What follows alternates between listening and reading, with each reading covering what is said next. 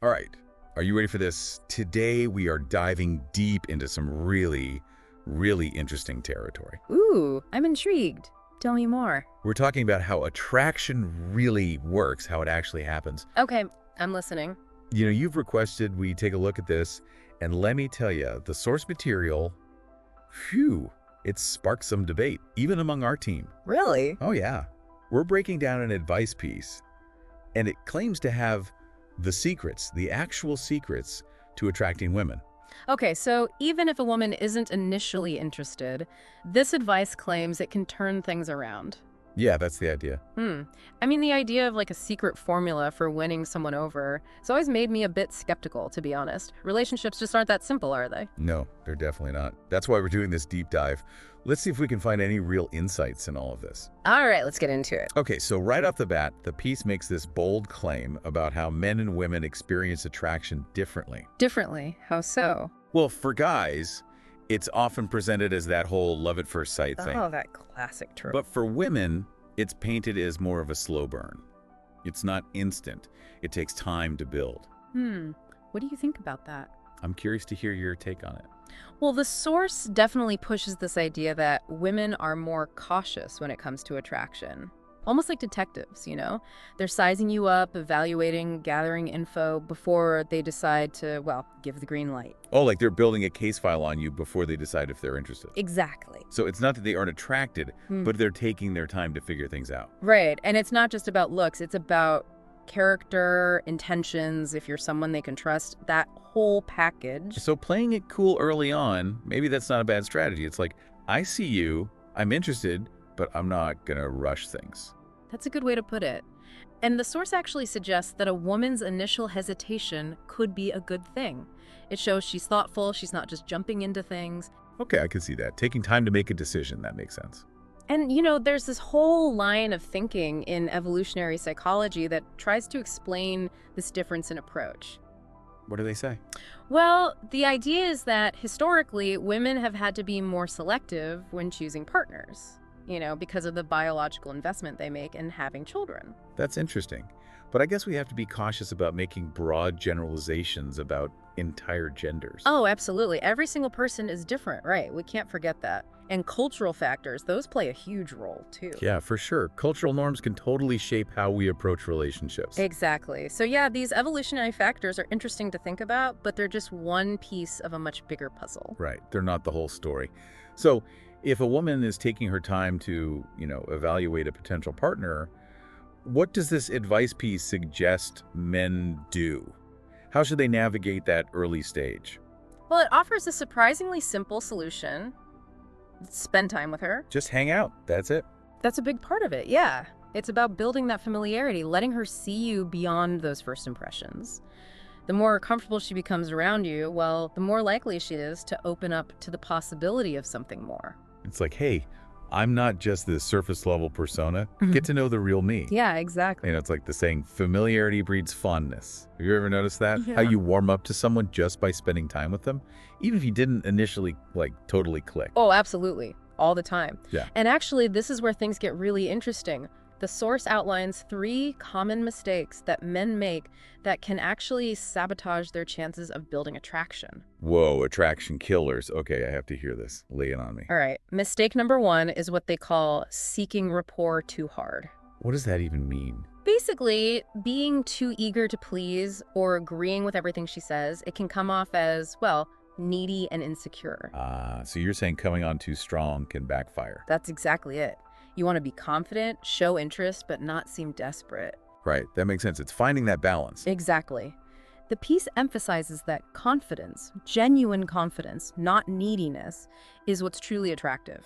It's knowing your worth, not needing constant validation from someone else. Yeah, I don't want to be like, please like me. Exactly. So it's more about being yourself and letting your personality shine through rather than trying to force a connection or say all the right things. That's a great way to put it. So if you're on a date and she's talking about something you don't know much about, instead of pretending to be an expert, just be honest. Exactly. You could say something like, hey, I'm not super familiar with that, but I'm really interested to hear your perspective. Perfect example. That shows you're genuine and you're willing to learn, which can be really attractive. It takes the pressure off trying to be someone you're not. Okay, I need to know, What's attraction killer number 2? All right, this next one might surprise you. Get this. The source claims that avoiding physical contact can actually hurt attraction. Wait, really? Like not touching someone is a bad thing? I mean, I'm always kind of hesitant about that stuff, especially early on. Oh, yeah, I get it. We're definitely talking about appropriate touch here. Consent is super important, obviously. But the piece argues that touch can be a really powerful way to build trust and connection, especially if it's subtle, and respectful, of course. Okay. So you're not talking about like giving someone a big hug on the first date, right? More like a light touch on the arm while you're chatting, or a playful high five. Exactly, you got it. And there's actual science behind this. Touch releases oxytocin. Oxytocin. Yeah, it's often called the bonding hormone. It plays a big role in social connection and feelings of trust. Whoa, I never knew that. So even though you want to be mindful of boundaries and personal space, incorporating some touch can actually speed up that feeling of closeness. Yeah, it's kind of fascinating, right? It makes you think about all those bonding moments we might be missing out on by being too hesitant with physical contact. It really does. Yeah. So many things to think about. Before we move on to the third attraction killer, I just want to emphasize one thing. Go for it. This isn't about touching someone just because. It's about reading those social cues. Being respectful, understanding that everyone has different comfort levels. Right. Consent and boundaries are super important, always. So what's this third mistake men make when they're trying to, build attraction? All right, this one might sound familiar, failing to flirt. Oh, flirting. I get that. And I'm not talking about cheesy pickup lines or over-the-top compliments. The source is talking about playful banter, creating tension in a fun way. Think teasing, unique compliments, anything that sparks a back and forth, Yeah, I get it. It's like when you're playfully arguing with someone you have a crush on, there's that energy, that spark. Exactly. It's all about showing interest, but keeping things light, not getting too serious or intense right away. The source gives some good examples, too. Like what? Like, instead of saying something generic like, "You're beautiful," try a compliment that's more specific, more unexpected.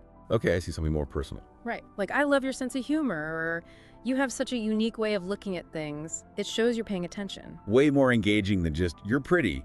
It shows you actually get them, what makes them special. You got it. And don't forget, flirting should always feel natural, authentic. Don't try to force it or follow a formula. Just express your interest in a fun, engaging way. Right. Be yourself, but like the best version of yourself. Okay, so we've talked about these attraction killers. Seeking a rapport too hard, avoiding touch, and not flirting. But what about that moment when attraction really takes hold? What does this source say about that? They call it the tipping point. It's that moment when a woman's perception of you shifts from maybe to definitely. Ooh, the tipping point. I like that. And it's not about playing games or manipulating anyone. It's about connecting with someone on a real level, someone who feels it too. Yeah. Have you ever felt that tipping point in a relationship, that moment where you realize you've fallen for someone? That's a great question. I think for me, it's usually a mix of things.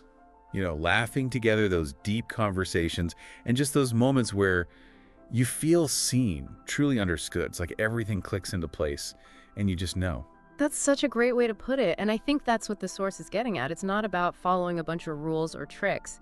It's about creating a space where that real connection can happen naturally. Yeah, like you're creating the right conditions for attraction to blossom. Exactly. Instead of forcing it, you're letting it happen organically.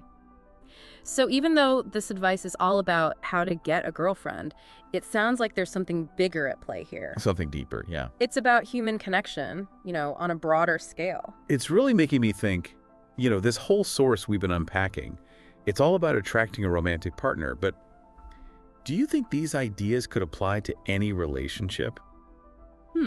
That's an interesting thought. Think about it.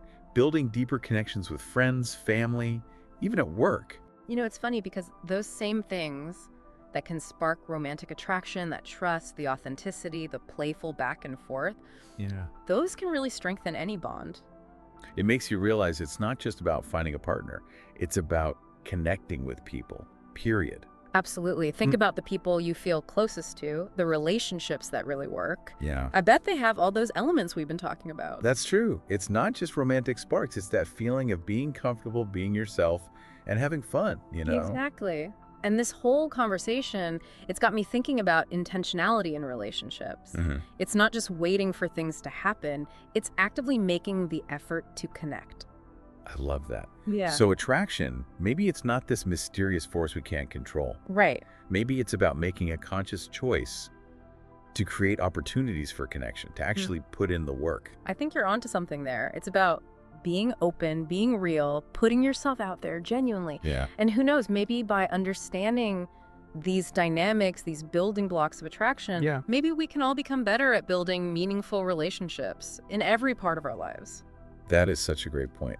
So we started off talking about romantic attraction, but it seems like we've stumbled onto something much bigger here, something more universal. It's about being present, intentional, open to the possibilities of connection. I love that. So just to recap, we've talked about how men and women might experience attraction differently, how crucial it is to build comfort and trust, and the role of touch, flirtation, authenticity. But we can't forget this is just one perspective. So true. There's always more to the story. Always. What works for one person might not work for someone else, and that's okay. The key is to be yourself, be respectful, and be open to learning and growing along the way. Couldn't have said it better myself. And on that note, I think it's time to wrap things up. But before we go, I want to leave our listeners with one final thought. Oh, I like where this is going. Think about those core principles we've discussed today. That trust, authenticity, the playful connection. How could you bring more of that into all your relationships, not just the romantic ones? Something to ponder, right? That is a great question to leave everyone with. And with that, we'll wrap up this deep dive into the fascinating world of attraction. We hope this has given you some new insights, maybe even sparked some ideas. We always love hearing your thoughts, so share your experiences with us. Tell us, have you ever felt that tipping point in your relationships? What are your thoughts on the role of touch, flirtation, authenticity in building those connections? Until next time, keep exploring, keep connecting, and keep diving deep.